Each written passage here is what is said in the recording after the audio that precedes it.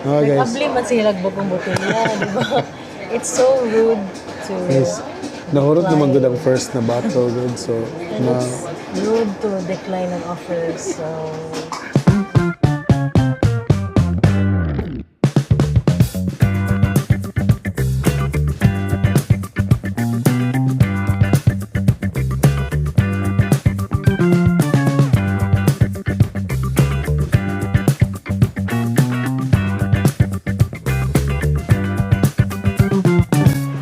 Maayong buntag from Hanoi. Good morning. It's almost 8 a.m. here. We boarded the new Cebu to Hanoi route by Vietnam Airlines. The flight was at 4:45 a.m. We left Cebu on time and arrived here early. And despite the many horror stories of immigration taking up to 3 to 4 hours when you get here, praise God, we were only in immigration for 30 minutes and we got through. And now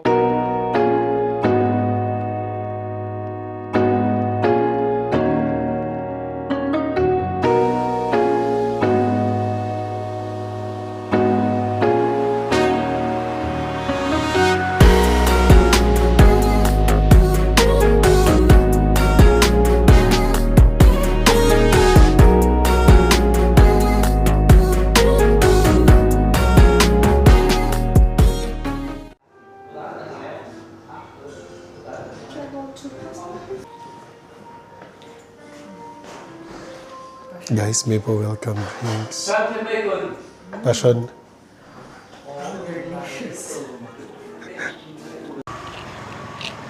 So good news. The hotel allowed us to check in early for only 700,000 dong.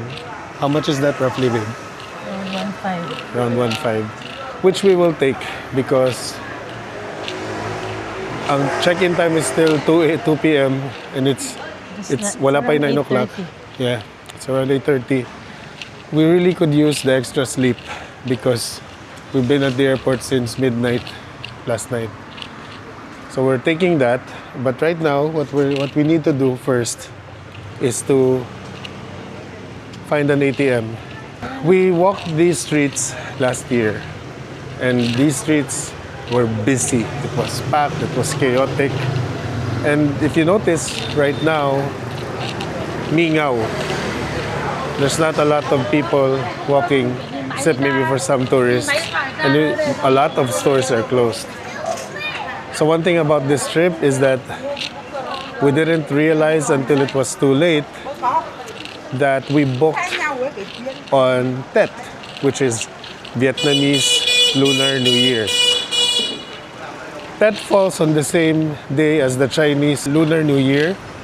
So the 17th of February in 2026 is the first day of the Lunar New Year. And today is the 18th. It's the second day. It seems like the Vietnamese enjoy this holiday, some would say for the entire week. Some would even say for the entire month. It's gonna be like this for a few days. So very limited stores are open. And then we've also been told that there are some stores who would have surcharges, like holiday surcharges. So banh mis and pho's and other things would be more expensive than usual. The note will be retained after 30 seconds. So we just withdrew money from VP Bank. This is the bank that we usually pick when withdrawing because a few years ago I discovered that they have the highest withdrawal limit and with no additional charges to our cards. I withdrew 10 million dong and what was deducted from my GCash is 22,195. And right now 10 million dong in XE.com converts to 22,420.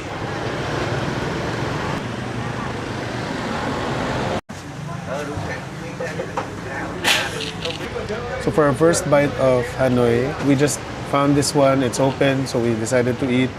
They serve bun cha and ban kun. But there's not a lot of places open, so you can really be choosy these days. We do have our biases here in Hanoi based on our last trip here. I'm hoping that they will open in the next few days. so that I can revisit some of them. If you like vegetables, if you like kanang a lot of fiber in your diet, really enjoy Vietnam because it's a norm to them to have vegetables on the table. The only other buncha that I've ever had is buncha Obama last year. A lot of people would say that there's a lot of better bunchas out there. This buncha is not so bad. Bancon, how's the bancon to you? I think that I like the one from Saigon better. Yep, without a doubt. Saigon does this better, the bancon. So we'll finish this and then we'll head back to the hotel. Maybe rest for a few hours. And then later this afternoon, we will be joining a banh mi workshop and we will be taking you with us. See you later.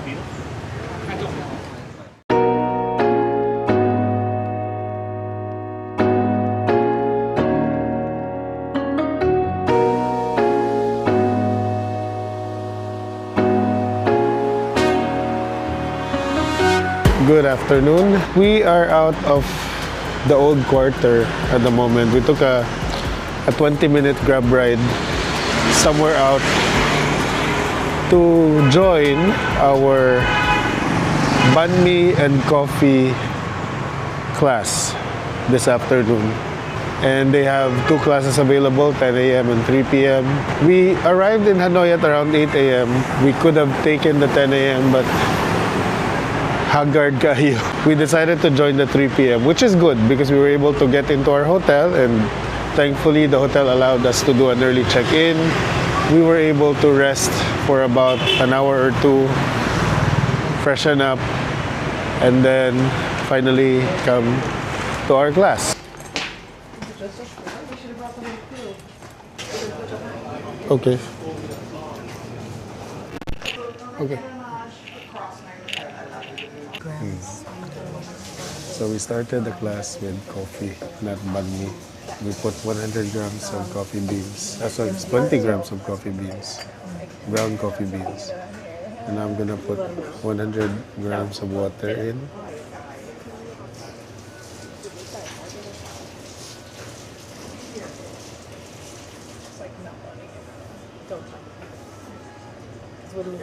It's more or less full.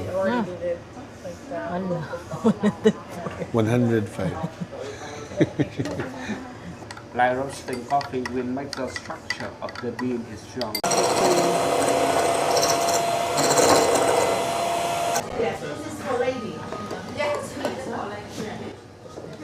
So guys, this is the finished product of what we just did. And this is the egg coffee and that's egg chocolate. Makay tamis. Hindi kayo tamis. Mga tigong hindi kayo tamis. This is something that I wish we had back home. This particular brand.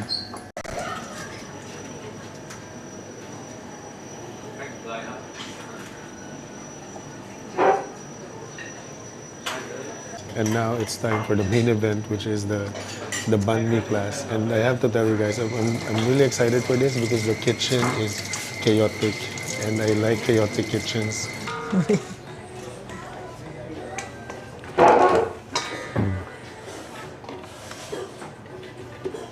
Oh, no. Yes. And if we set timer, set 10 minutes, and then 10 minutes slow. Here is the guava. This is the orange. This is the orange too. Guava, orange, and Orange. How to read? This is the guava. And this is the apricot. guava, orange, and apricot. Okay. So, You can try whatever you want. so while the banh mi is Oil. mixing in the mixer, we are now having some The wine tasting. How many percent alcohol is this? Gusto mong gawin ko, yung hadlock ko eh. Sila ubi. Mas kuyaw na oh. Distilled ba na? Nope, it's not. It's more. It's like igagaw sa bokbunja, babe. It's very fruity. It's not as strong. Lami oy. Guys, lami kay guys. Guys, di lang pala siya pang facial scrub, Di no? lang It's pang also good. This is guava. Guava. Kamakag simuto ni mo siya isug ay siya. Una ma-discourage Eh, pero ako ha, dudahan ko sa kung isog bagay na tinuod kay it looks clear. Muna siyang distilled. Oh my Oh, isog. Isog kay siya. I already knew when I saw that it was clear that it was going to be strong. Okay, it looks distilled to me. Well, moonshine, lambanog. Gidaghan pag yun mo. Sabi ni mong parehas kalami sa apricot. Dami mo ng apricot. Yeah. So far, no, mayo ni sila because the things that we've been using in the class and we've been consuming are for sale. Like Merch these na yun. liquors are for sale, the coffee beans are for sale, even that cinnamon essence that he put in the egg custard earlier, that's also for sale. So there's many things you can buy from there na merch. Even the aprons are for sale, by the way.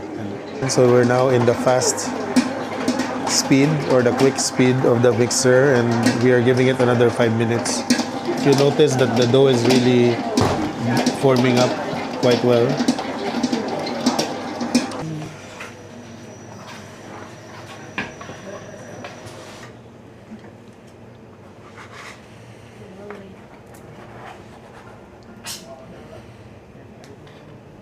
How many balls did you make? 7. 7. You I can only made eat 6. I can eat 7. You only eat 6. I made 7. You did? Ah, You made 7. So that means Appear. Disappear. so guys, while waiting for the others to finish, our teacher offered to give us free starter dough that we can bring home to the Philippines. She said we can come back here on the day of our return flight and she will give us free starter dough. And that's getting me excited. I think so much flour you can fold. Okay. It's okay.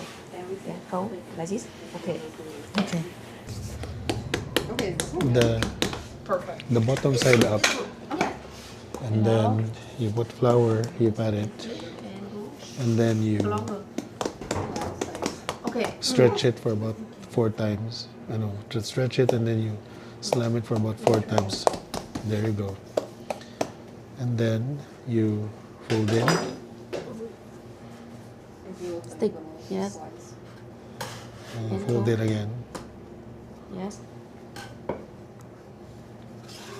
And then, how many times do you fold after? 2 to 3 times. It's okay. Yeah. And still And then seal, okay. And then you roll. and flip and roll. Oh, okay. However, it look like baguette, not look like bánh mì.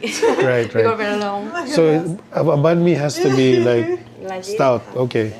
This is more of a baguette.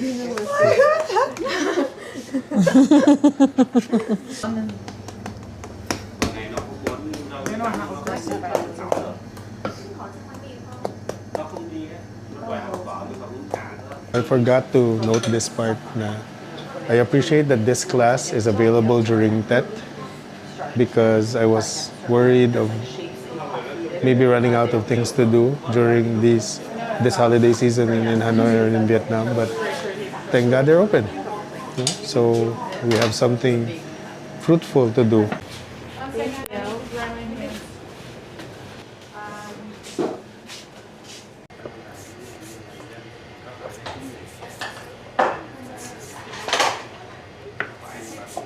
Ipa-omelette ni? Papangrapog pantay daw. Okay. Para rapog pantay. Mahirap ang pantay. Nahirap ang pantay. Di rin luto ng pantay, guys. Okay, walk mo na. Sa walk rin. Nindot ang kitchen nila. Nindot yun. Yeah, gubot yun siya o hugaw yun siya. So makaingon yun ka na nindot yun din ang kusina. Kaya tinuod na kusina, gubot o hugaw. You score it. Vietnamese style. Yeah. That's French French. style. So Vietnamese is one line. Yes. one line. I like that it's just really a shaving razor. It's amazing. The homemade. Homemade. Wait, is it really? Yeah, it is. It is. It's It's the homemade. like old school blade. Should I? So this is French now. This is Vietnamese. So it's just one line. It needs to quite deep, to be honest. Or at least she said so. After scoring it, you spray it with water.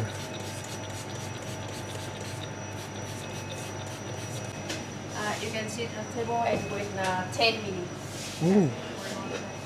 So you bake it for 10 minutes? 10 minutes. And what's the temperature?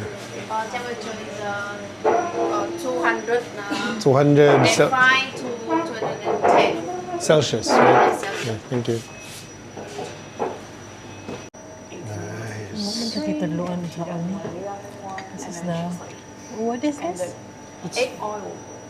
Sorry, egg? The guy Egg. off. Egg roll. Oh, egg yolk. She bought off. She's like, he's so sweet, he's so nice. I just don't feel You can smell. Okay, wow. Oh. Yeah, you can smell. Yeah, very soft and crispy. Nice. And you can put egg, oil, Nice. Maybe just a chocolate or something. I'll bring back. and chicken floss. You can taste 2 ingredients first. Yes, it's only. Yes. Then you can eat all of them. This is a good food tray idea. Yeah, you got mini baguettes, or bun, eh? And then you get all the fillings.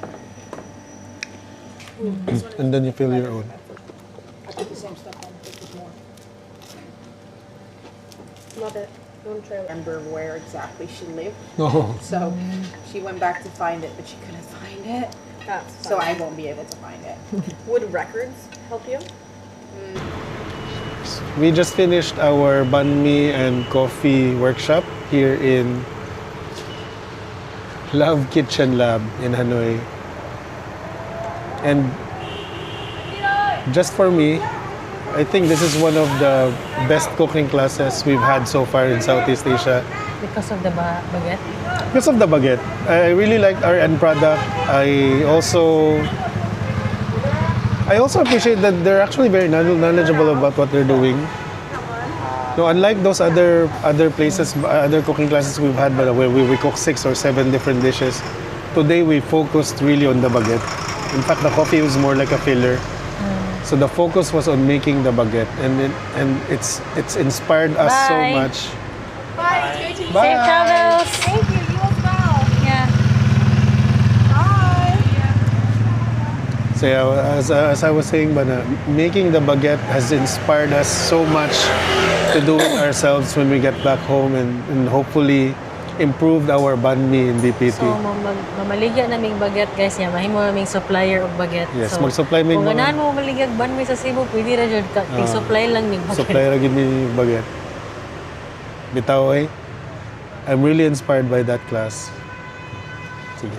We'll see you later. Pero nabudol dyan. Oh Nabudol yeah. ka. Oh yeah, sorry, before I forget. Budol.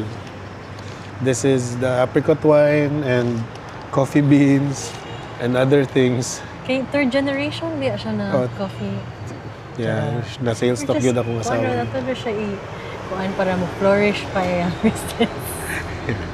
And it's not just that. We might even find ourselves even more budoled. Muhatag siyang starter. Ayaw Ayaw ka na di ay. pagkuhan. This is Ayaw really the most exciting part, guys. So we're so inspired to make baguette when we get back home. And not just that, we are going to receive a free starter dough. I don't know if that will survive the trip back home and if it will survive customs and We immigration. have to ask her to put it in a Ziploc siguro. Or, No, it has to be in a glass jar, babe. glass jar. So it has to be in a glass jar. So we'll figure that out. Basta we're coming back here on our return day to get our starter dough, and we'll work on the starter dough when we get back home. I'm really excited about that.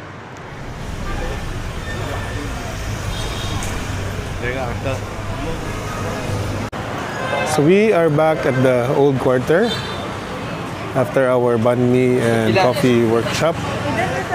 We dropped some stuff at the room, refreshed a little, and now we're going out for a walk. Or we went out for a walk. I'm trying to see the vibes. Second day of New Year. Still a lot of shops closed, but it's a lot busier than I expected it to be. So the moment I realized that we were coming to Hanoi on the week of Tet, I immediately asked forums and threads on what to expect, what to do. And one of the things that they mentioned is that you should visit temples because this is the season when they truly come alive. And true enough, I entered some temples and it was pretty much alive. Like probably on any other day that's not Tet, the temples are quiet, but this season, there's a lot of people in it.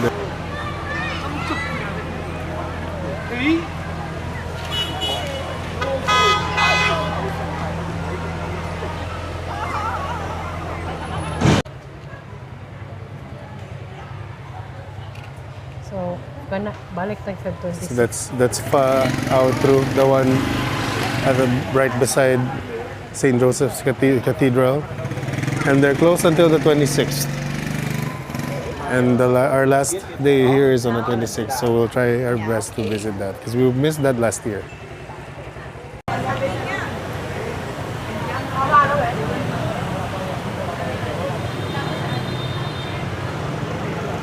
So we were walking around Juan Kiem Lake, and we saw this very curious concept. It's pho in, and this is what had us pho steak.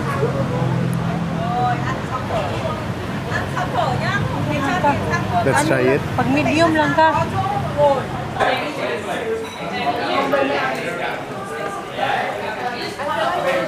Taas daw, eh. Taas daw?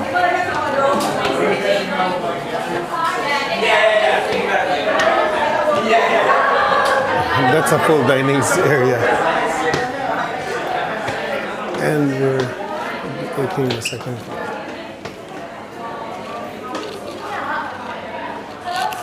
Hello? Two people, yeah? Here? Yes. Okay. So what you do is you need to, and then pho steak medium.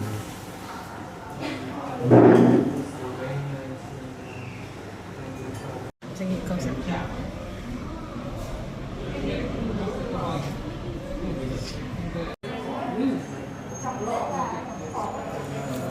You eat first, it's okay. It's okay. Ano naman? Very rich.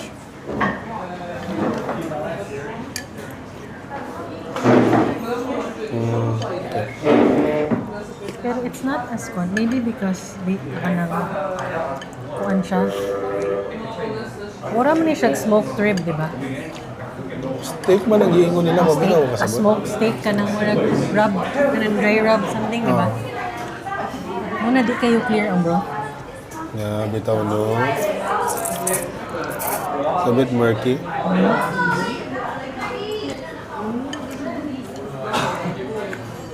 I know you hear a lot of people say it, but this is the kind of beef that's not in your mouth good.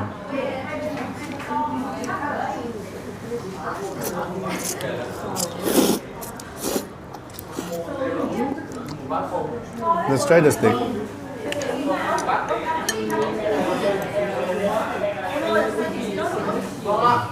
You can pull it with a chopstick, obviously.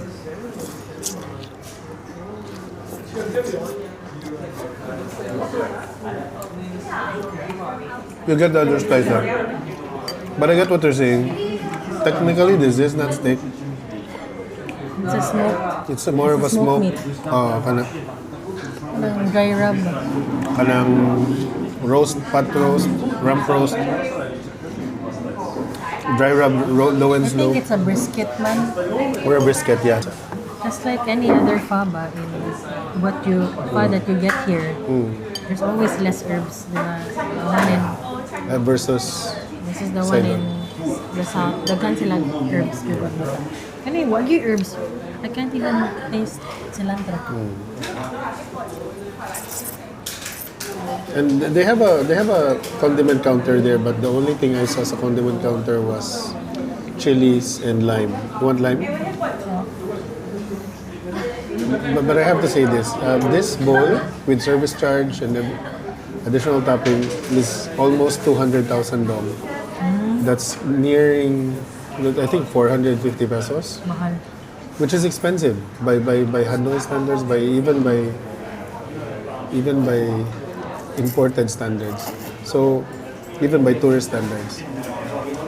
And I have to be fair to the OGs of Hanoi, 410, 14, na for a much lower price, less than half, less than a third of the price of this, you get top-notch taste. No? Kanang mga purists ako, would probably ko dili siya clear. Yeah, it's not clear. It's not. But I like their attempt at modernizing pho. It's almost like they took some notes from like the modernized ramen places po. Naman niya po nun? Kami gyapon. It's automated, kanang automated ang ordering, the branding, you can see the bowl is branded, and then the place is clean, and those things you can deny. Kami, And it's not bad. and you know what? This is the first time I've seen na i-modernize ang pho. Yeah. Territorial ba ni mga Vietnamese? Di man ni sila ganahan Yes. na i-fast food-ish ilang mga pagkaon. Do you mind if I put garlic? Sige lang. Di na ko. Isa. Ang kanang Korean like paeks doing the jajangmyeon. Jajangmyeon na kuan paeks. fast food na. Or any other kuan like the barbecue chicken. They do it fast food style naman. Di naman na alien sa mga Korean. Even sa Japanese na yung mga yoshinoya, fast food na ang mga household favorites nila. Machiya. Kani, late pa nang Vietnam. Kani, first time kita yun.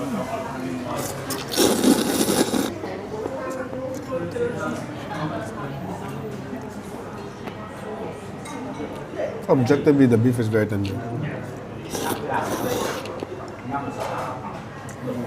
By the way, that was pickled garlic and chili. The last few times we were here in Vietnam, I realized na I like pickled garlic in pho. But not the chili, I avoided it.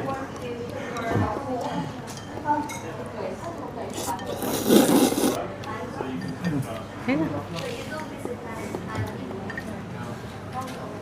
We'll walk around some more. Around 1 km, back to the old quarter, and back to our hotel. If we see something else that we like and we'd like to eat, we'll see you there. Otherwise, see you tomorrow.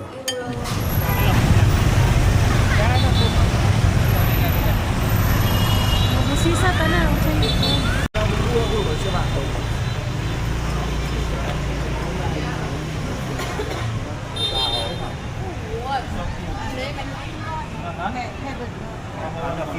Anh ơi, của Thanh này.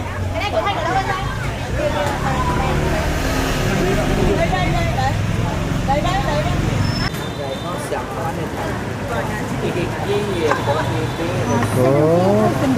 So we were walking around Old Quarter and are heading back to our hotel when we passed by this place called Tofu 39, and they're selling dessert, kind of, I think.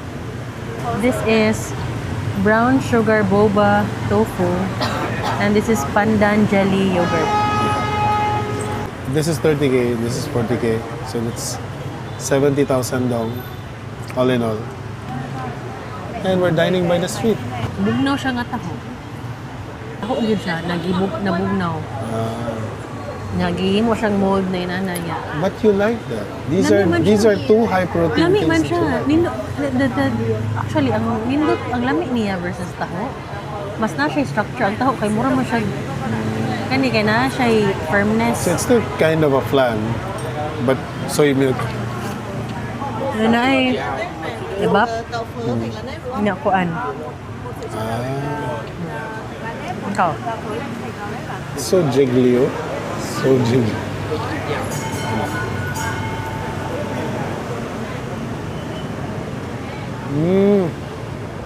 Okay.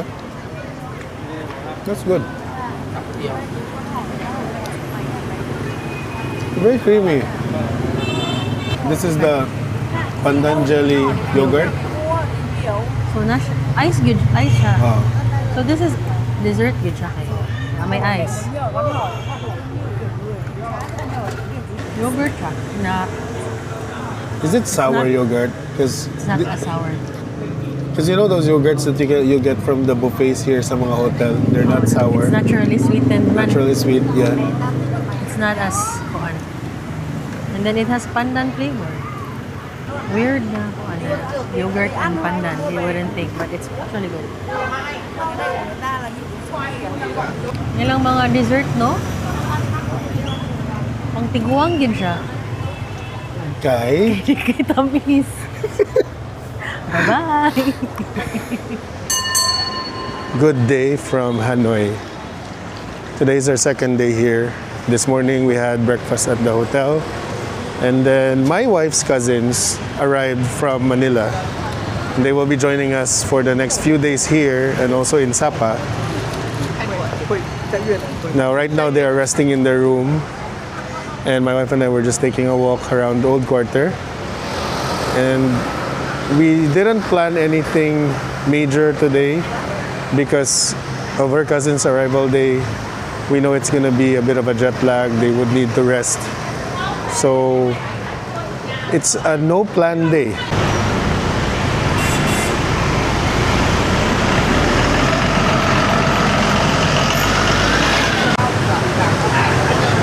It's the third day of the Lunar New Year to them, so I noticed that there are more and more shops open. There are more shops open than yesterday, and there are more people now than yesterday. And I've read, from the forums and the threads that I've consulted that, as the days go by, the city goes back to its normal state, and hopefully by next week, everything will be back to its usual chaotic beauty.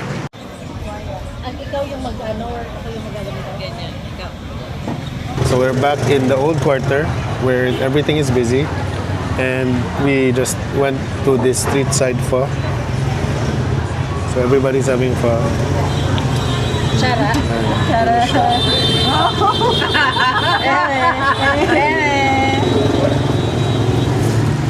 Sino gusto ng kutsara para sa baw? So let's eat. Hindi daw bigyan mo sa kanya. Mahirapan na siya. Imbes na God bless, deserve. Karoon mo sa isa ko. Ito, try na natin yung ganito.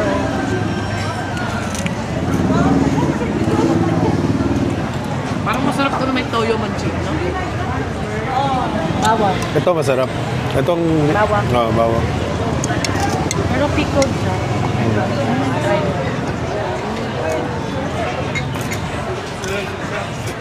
Bagay yan sa ano mo. Sa cold. Gano'n. Sige nga. Let's to take. Sige natin hotel.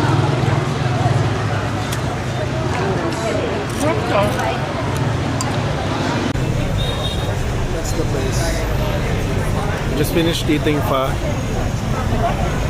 Was not so bad. It's hard to find bad pho in Hanoi, seriously. It was good. We're now walking to One Kim Lake.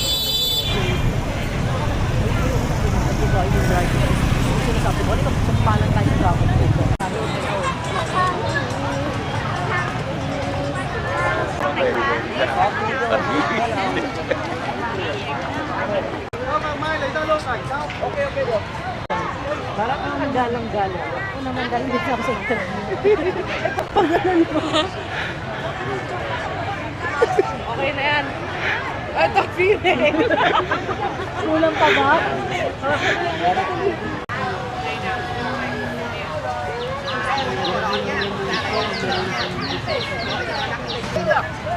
Parang alam mo district.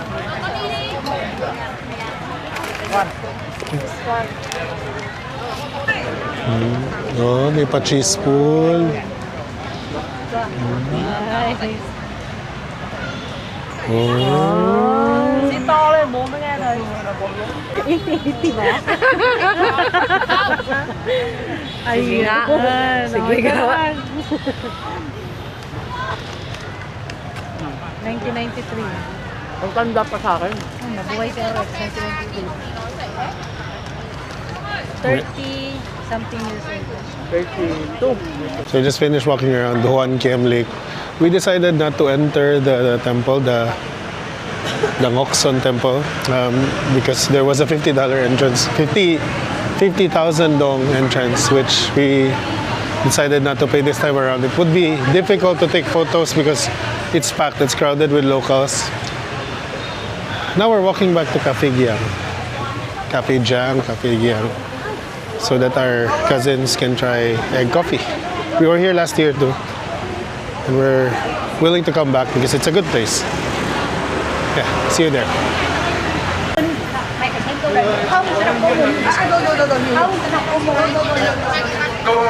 Oh.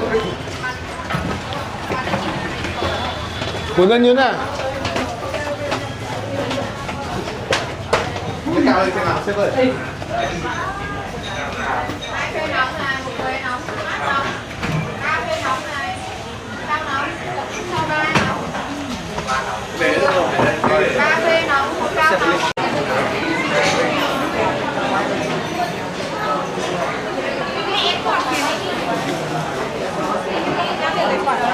Hello, do you have the 5? There, thank you.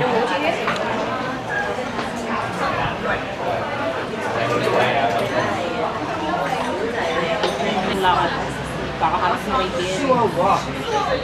Tapos, nag-grab na nga daw sila. No. Ikaw na lang yan. So we ordered 2 classic egg coffee. And then, ayun pala. And, malaking tulong nito. Tulong ito. And then there's matcha, banana, and coconut. Oh. Saying about you ordered Egg with banana lang talaga siya. egg with banana. So it doesn't have coffee. It's Walang coffee. banana milk and the egg cream that they use. Makawa ka sa akin. O sige, reaction video. No English. Reaction No video. English. In fairness, hindi siya yung gaya sa sorso ko na masyadong matamis. Ayun, nandadaot yung reaction video. Ano masasabi mo sa order mo? Wait lang. Hindi ba nga natitigman eh? lang. Yung sa akin yung may coconut.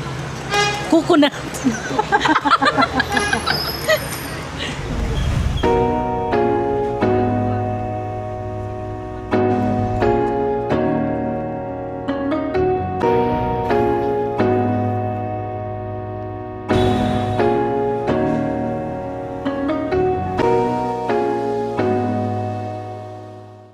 Good morning. It's our 3rd day in Hanoi. Yesterday was one of those days. So not all traveling days are good. And yesterday could be one of those days. It was the 3rd day of Tet. Places were starting to open up, but also at the same time, people are starting to pour in. Spent a lot of time looking for an ATM. Probably just the season, because it was really challenging to find an ATM with cash. And we also went to a few more places. We went to Pho Tin, it was closed. We went to Buncha Obama, it was closed. It was already nighttime when we finally, our friends and our cousins finally was able to withdraw money. And then it was already around 9 p.m. We've been walking for hours, and I think it was decision fatigue at that point. We went to well-reviewed restaurants, the lines were long. And then we went to Beer Street. Beer Street was chaotic. It was one of those nights where the police came in and tried to take out all the roadside tables. It was chaotic. It was not chaotic good. It was chaotic bad. People were shouting, then the tables are rumbling everywhere. So we went off a bit from Beer Street and found ourselves really hungry.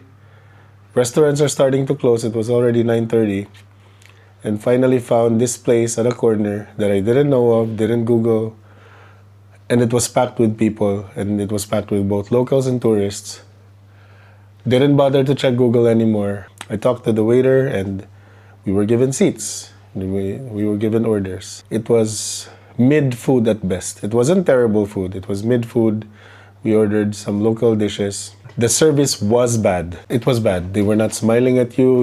It felt like they were annoyed at you, asking for tissue or asking for rice. The food was mid. The service was bad. And the worst part of all is that I think this is one of those times that we allowed ourselves to get scammed. When we were looking at the menu, I specifically asked for one dish, and the waiter said it was 150,000 dong, and I thought, fine, it's surcharge pricing. It's a little bit more expensive than usual, but went with it anyway because we were tired. We were running out of options to eat, and we went with it anyway. And then when the bill came out, only the beef steak or the bitet was 150. Everything else that we ordered was 250.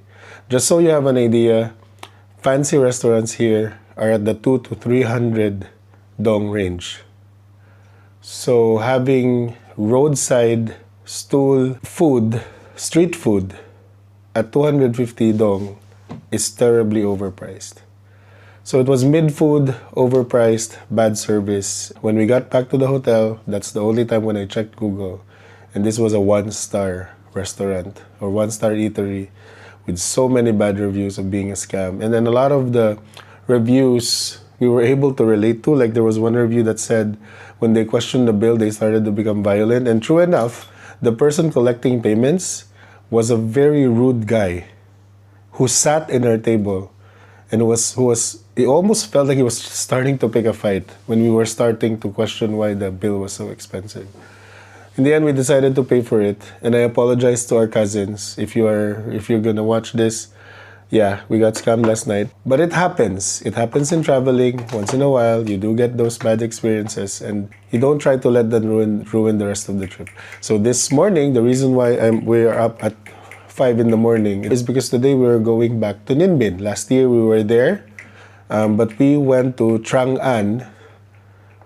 This time around, we're going to Tam Kok. So it's a slightly different experience. It's also the first time of our cousins to be in Ninh Bình. So I'm hoping that today will be a lot better. I mean, after yesterday, today should be better. Good morning. We are in Ninh Bình, biking. So I didn't shoot a lot, but we left Hanoi before 8.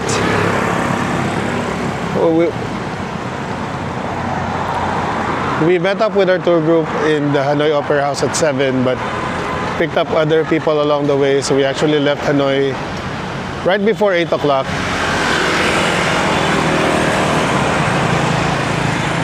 And from there, I think an hour later, we had a quick stopover for toilet, and we had a quick breakfast too. We packed some food from the hotel buffet. And then maybe half an hour later, we arrived here in Ninh Bình, where our first activity is to bike around. So according to our guide, it's a 10-minute bike ride.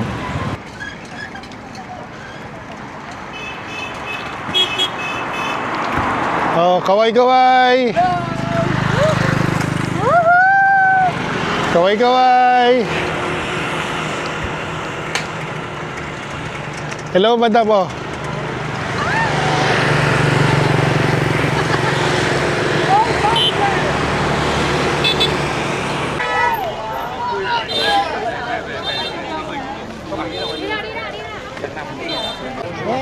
So we are at the Hualo ancient capital. We were here last year, and it was very cold, very chilly. which is why today my clothes are for that kind of weather. But apparently it's sunny. I wish I brought shorts. The thing is, when we were here last February of last year, it was very cold. It was really cold, and when we were packing for this trip, we decided to pack clothes for cold weather. I didn't bring a single pair of shorts, and now I'm kind of regretting that.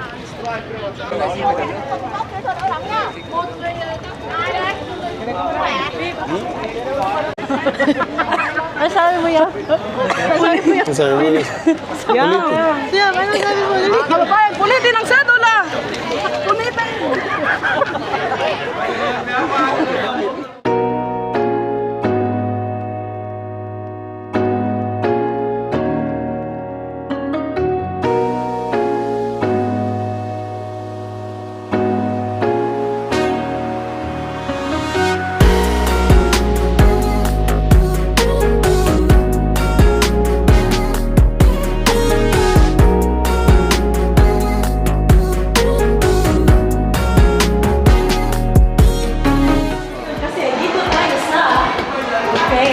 Buffet. So last year when we did this, we only had a set lunch.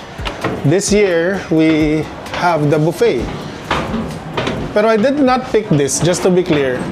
I don't know when you get the buffet and when you get the set. Pero I'm just happy na buffet yung meal natin ngayon. We didn't get the chance to have breakfast because we were up so early and we had to be at the meeting place early. And the packed breakfast that we got was just mostly fruits because the buffet was not ready until 7 and we had to leave before 7. So, time to bawi. Dagdagan mo ko sa iyo. Yan. Ayun, may nemran. Ano po crocodile? Stewed beef and vegetables, deep fried fish, chicken with forest mushroom. Ayun, may goat. Yan kasi ang local delicacy nila. Tapos crop. That's some nemran, spring roll, eggs, beef, tofu, chicken, fresh spring rolls, tapos soup, and some vegetarian dumplings according to the menu, pero di ko sure. Shrimp crackers, and then that's for everyone's table. Yeah. Ani, bawi-bawi tag-protein kami, ani guys.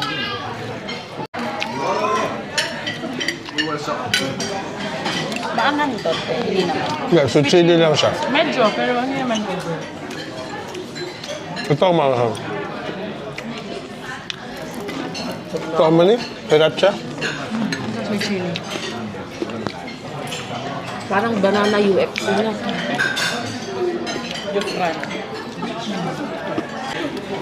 Kaming dalawa lang yung ano. Yan. Si Karen, cousin Karen, si cousin Chris, si cousin Miriam. Sama ano? Yung tawag mo lang isa. Bago. Kay Elise. Si cousin BJ. Tapos si Becky. Sumalangit daw. Ganito yung apo na. Ito na po na nakalagay. Pupunpun ko namin yung apo ni Mama. Ay, earn pala yan din. Yung earn mo ay Aqua Plus, no? Voting kami mamaya kasi bubulong na. Yung earn na namin sa ilalagay. Yung earn na ni Vicky.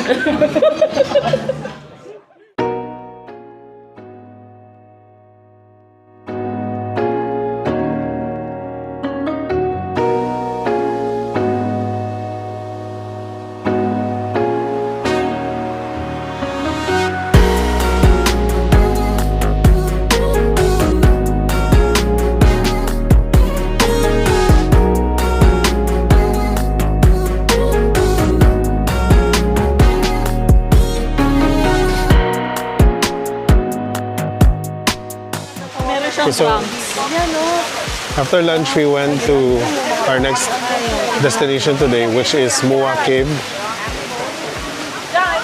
And the thing about this cave is that it involves a little bit of hiking to that mountain right there. Right there.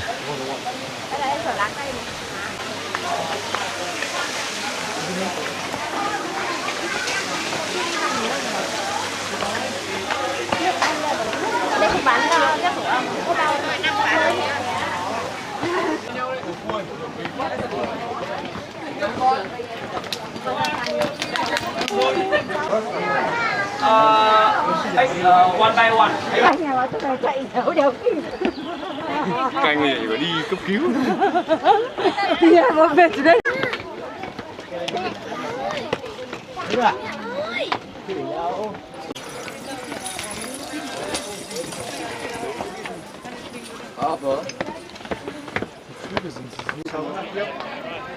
Anh nắm bao nhiêu mùng năm buổi sáng mình tổ chức đúng không? Mùng 6 chứ. À đây. Thế để lo. So halfway through, there's a sari store.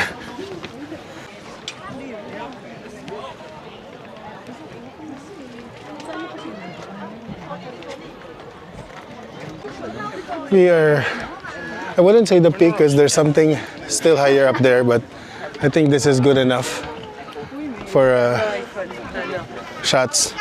It's actually not as difficult as the Namshai viewpoint in Laos, but we didn't expect the weather to be this bad.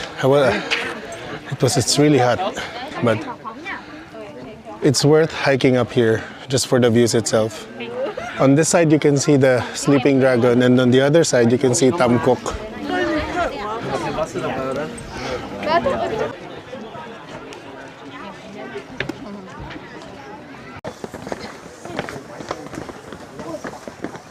So we're back here at the foot of the Muwa cave, the mountain, and we found this incense village. So we decided to take some photos here.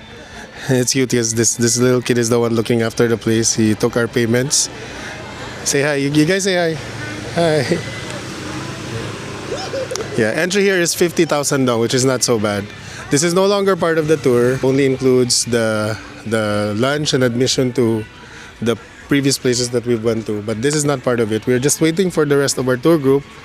We should have another maybe 10 to 15 minutes here. And then we will go to our last activity for the day, which is a boat ride along Tam Kok. We'll see you there. As I mentioned before, so when King Nguyen returned here to build a new army, he also gave an order for the army to rebuild this mountain. Unahan tayo sa likod.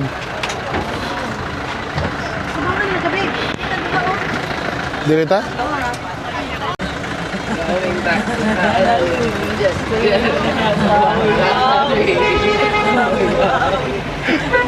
Atot eh. 3, 4.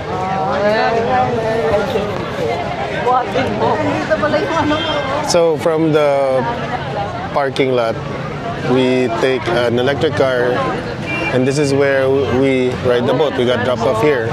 There's a line for foreigners and there's a line for locals. And the line for foreigners is... Yeah, that's a pretty long line.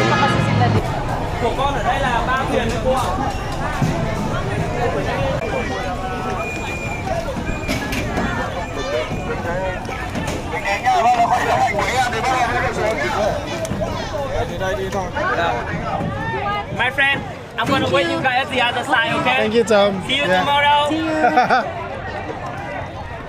Pinamat, wala tayong ano. Ay. Wala tayong mga, wala nang life vest. Okay. So this is, I think, almost an hour of waiting, guys. So the last thing that I shot was the long line. No? Then we went through that long line, and after that we got held up at the entrance because our tour company booked us e-tickets, and today for some reason they didn't allow e-tickets. There's a lot of miscommunication in between. No, because they're already fully booked. They're also fully booked. So because a lot of locals are also traveling.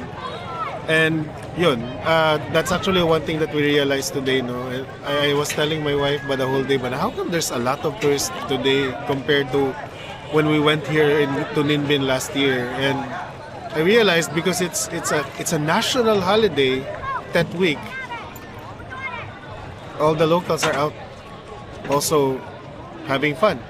It came to a point when our tour operator just wanted to give up and give us a refund of our tickets, which I'm sure any of you viewers would agree na it's not acceptable anymore at this point. You've come this far. It's non-essential. It's you wala na, even if they refund us. I think I saw at the ticket booth is 300,000 dong to enter here. That's not gonna make a lot of difference anymore because we would have wasted our time here, our vacation here in Vietnam. Now, it's not like you will come back here just to experience this again. And then it's even less about us but more for our cousins because we have done this last year. Similar to this, it was Chang'an. But our cousins have never experienced this before and it was really... We were willing to give up our quad seats. Yes. At least let them do it. And then my cousins were also very gracious enough na if we don't do it, they won't do it.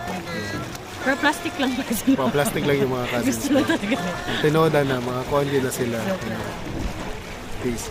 Pero yeah, thankfully, we were still able to make it. We don't get a lot of sun anymore, but it's still a breathtaking view, to be honest. This was... sunset. Yeah, this was the view earlier when we were up there in Muak Cave, or the Sleeping Dragon. Hi. It's really amazing. Yeah. Thank you.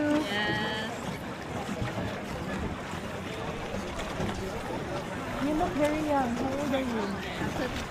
32. Yes, we did it in Chang'an last year. The lady was driving for us was older. Maybe 60. But very strong. Very strong. From here, some people is 80. 80? Yeah. Whoa! They can drive. Wow. Oh, that's amazing. Vietnam people go because you have healthy food. Healthy food. So this is it, guys. This is really special. It's not. You cannot compare it to the boats in Thailand. You cannot compare it to the Mekong. It's a different time. What makes this special really is the limestones.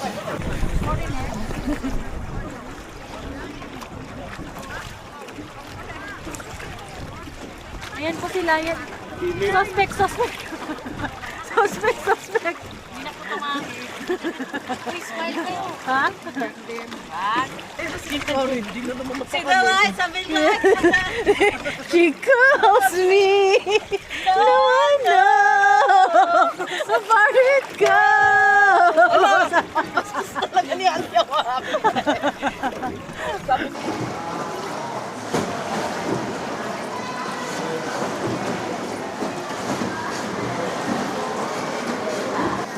I didn't shoot the time that we were stuck in the entrance, but it was a bit stressful. We were borderline arguing with our tour guide, and thankfully my wife reminded me that it's not the tour guide's fault.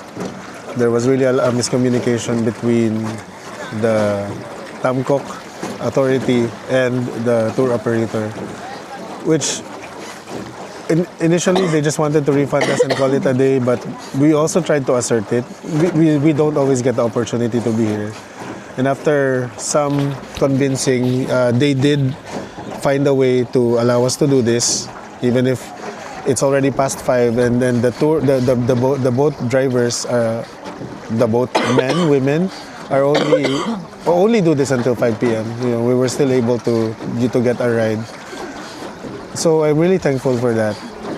What I wanted to say, or what I wanted to tell you, is that I'm just thankful that today still wrapped up well.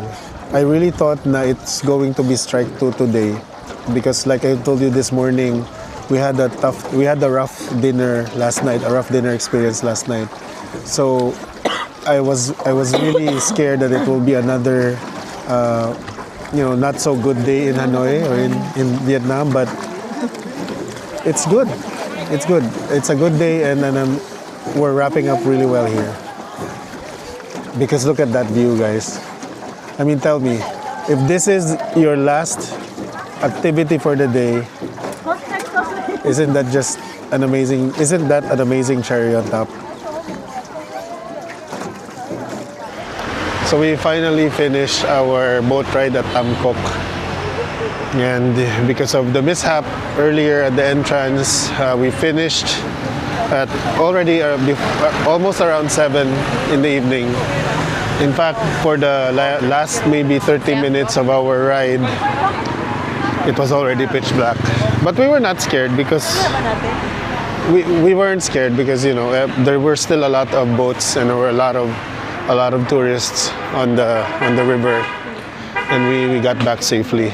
But it was already pitch black. It almost kind of didn't make sense anymore. And what's worse is that we left our jackets in the bus because in the afternoon earlier it was still a little warm. By the time it became dark, it became cold. It reminded me of how cold it was last year here. So some things that I just wanted to share, like when we were about to dock, the boat woman, the driver, offered us some paintings, not paintings but more kind of artworks, which we just took. There was also a point in the boat ride earlier where we were offered, there was a man holding a camera who took our photos. So when we got off at the dock, he offered us printouts. He took 7 photos of us, so that's 7 printouts, and initially he asked for 250,000 dong, which is ridiculous. We're able to haggle it down to 100,000. Things like these, we know they're kind of a tourist trap, but we allow ourselves to be trapped anyway. A lot of these people are just trying to make a day's living. We still want to support that. Shout out to our tour guide Tom. Even with all that challenge, he was still able to work it out for us, and he was able to make us ride the boat even if it was a little late. It's around 10 p.m. and we're back at our hotel. We got back at the old quarter at around 9:40 and then walked to the hotel because we weren't dropped off here at the hotel. We were dropped off somewhere about a 15-minute walk from here. So because of that delay in boarding the boat, finishing that too late, that all rippled. And then we'll get stuck in traffic. And it was almost a 3-hour drive going back to Hanoi. So. But again, the tour was still not so bad as it was, and we're not going to let that ruin the rest of our evening. We're going to try to find a restaurant that's open until late, and that's where we're going to have dinner. Everyone else is just doing their toilet break right now. We're already done, so my wife and I are already done. So once everybody gets back here, we're gonna take a walk in the old quarter and see what else is there to eat.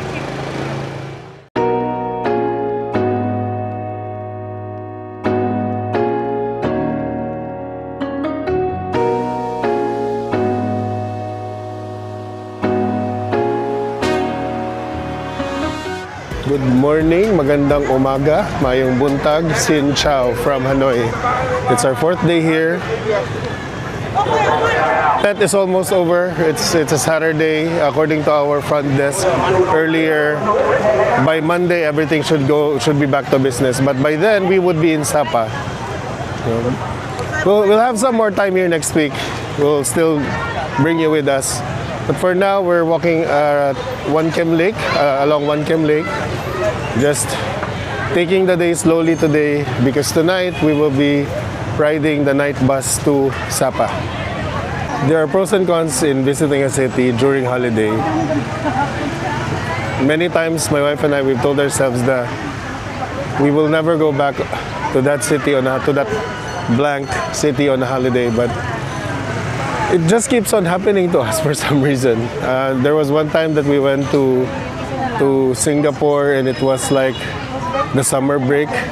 So when we went to Universal Studios, the theme park was packed with children because it was the last week of summer break, and the week after that they'll be back to school. And then there was one time we were also in Saigon during a national holiday, the 75th founding or the 75th reunification anniversary, and that was also pretty busy. And now we're here in the week of death. A lot of places are closed. Some people might not enjoy that, especially if you have a very stringent bucket list. Like, for instance, Banmi Obama is closed. I'm sorry, Buncha Obama is closed.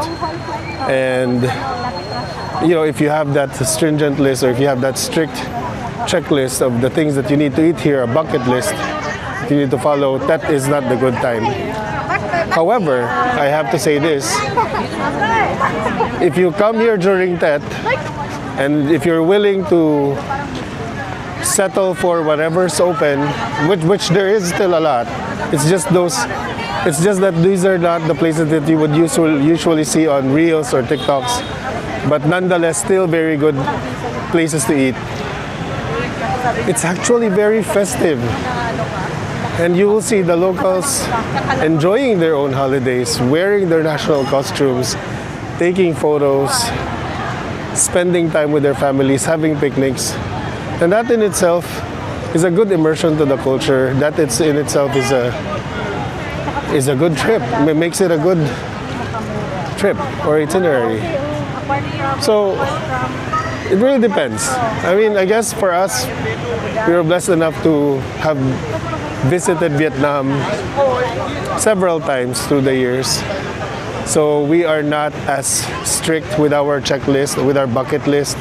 We've been to Obama, we've been to Pho Ten, we have been to all those other places you'd see. So we are a bit open to changing our plans. We are a bit open to maybe not getting a Grab ride because it's just traffic everywhere. We're open to just taking a walk and watching the locals do their thing. And there is fun in that too.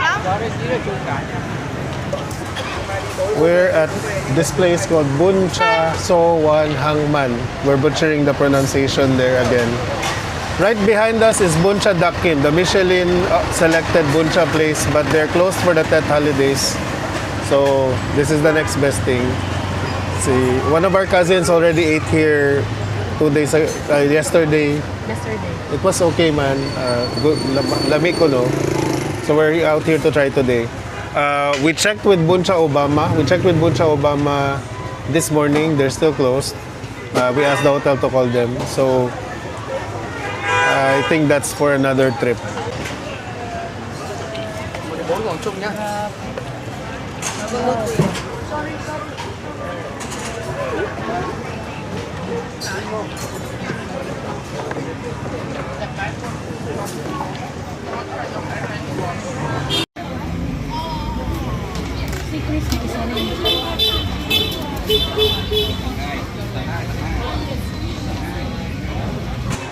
Let's eat.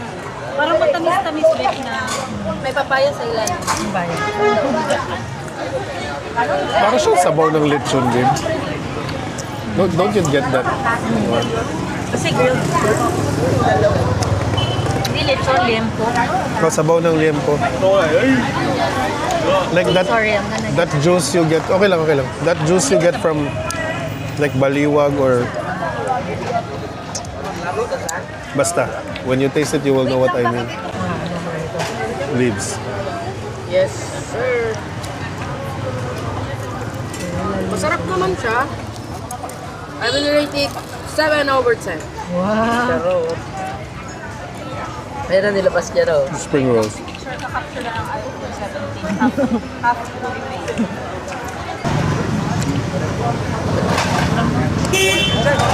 I've been to Vietnam 6 or 7 times, but this is just our second time in Hanoi. And so I still have a lot of buncha to eat. But I can tell as early as now, this buncha is better than, I hate to say this, I love Anthony Bourdain, but this is better than Buncha Obama. I like this more than Buncha Obama. For me lang, for me. Timpla, mas lamian ko ani. Laman ka tong shrimp. Oh. Ng side sa Buncha Obama, they're good. For just the buncha itself, for me, my subjective taste, this is better. Karon, na-curious na ko, how good is the Michelin selected buncha behind me? Kasirado.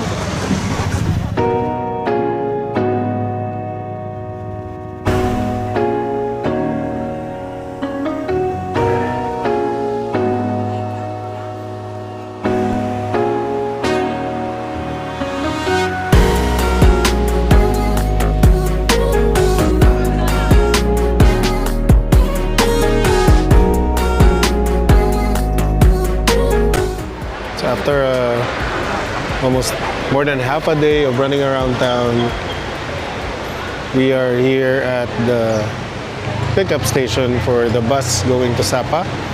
We have tickets for the 10:30 bus. It's currently 9:50. We already checked in. We're just waiting for our bus to arrive.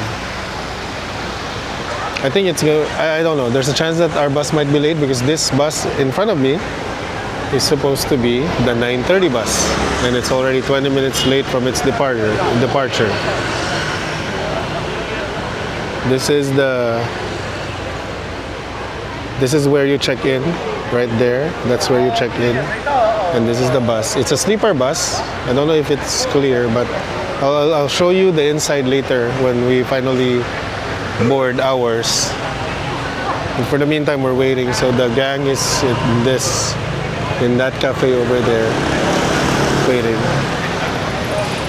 And I'll show you later what's inside the bus, what to expect here. This is HK Bus Lines. What we booked with HK Bus Lines for this ride to Sapa.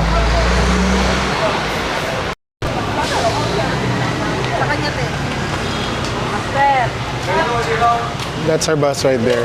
Bus 75 leaving at 10:30 in the evening.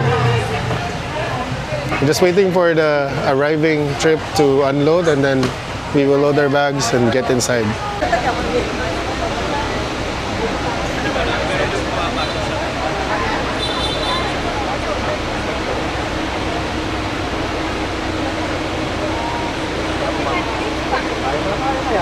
It's 10:45, and as expected, it's late. We haven't boarded yet. This was supposed to be a 10:30 trip, and we have not boarded our bus yet. It's already 10:45. I looked at this one of the buses that's here. I can see inside. I don't know if you can see it, but I can see that they are housekeeping. So this was a bus that arrived. It probably came from Sapa or from somewhere else, and they're cleaning it up for the next batch of passengers going to Sapa. So I think they're doing that for all the buses arriving from Sapa at this point. We already saw our bus earlier, the one that came from Sapa, bus number 75. And then it parked already there, but after unloading, it left. So I think it's going around in a circle right now, probably housekeeping too. And right now we're just waiting for it to come back here so we can board and finally rest. I'm not sure if it's crazy like this because it's that, or it's just the norm. If you know, if you've done this before, comment below. It is terribly stressful right now. It is very, very stressful at the moment. It's 11:30 p.m. and we're already an hour late. We still haven't left Hanoi yet. We're still in the station. The good thing is that we're already boarded. So I'm inside my cabin right now, and this is the cabin. There's a screen in front of me. There's a cup holder. There's a bottled water. There's a plastic bag here that contains my shoes because shoes are off limits here. Then there's a blanket, there's a pillow. It's a reclining chair or a reclining bed, cot, whatever. And then this is a charging station for your gadgets.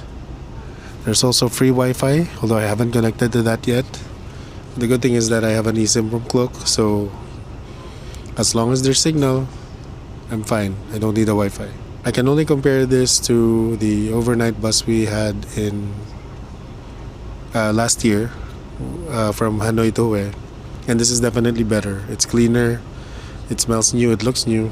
This bus doesn't have a toilet, unlike the one we had in Hue, which is a bit of an inconvenience, but it's a 6-hour bus ride compared to Hue, which was 12 hours plus. Also, the good thing about not having a toilet in the bus is that the bus doesn't smell. Because from our experience in that bus ride from Hanoi to Hue last year, especially if you're near the toilet area, it kind of smells, obviously. So yeah, I guess we're finally boarded. We're finally in the bus. We can finally rest. and we will see you in Sapa.